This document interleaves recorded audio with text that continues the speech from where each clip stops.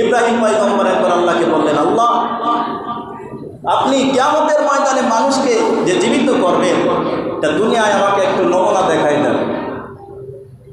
আল্লাহ তাআলা বললেন, ইব্রাহিম, কেন তুমি আমার কাছে নমুনা দেখতে চাও? ইব্রাহিম, কিয়ামতের ময়দানে আমি আল্লাহ যে মানুষকে হিসাবের জন্য জীবিত করব, ও ইব্রাহিম, এটা কি তোমার বিশ্বাস হয় না?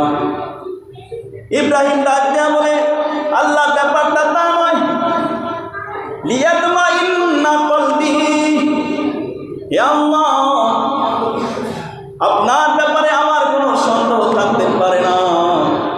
আপনার শক্তির ব্যাপারে আমি ইব্রাহিমের অন্তরে কোনো সংশয় নাই, কোনো সন্দেহ নাই। কিন্তু মালিক, আপনার পুত্র যদি দুনিয়া একটু দেখতে পারি,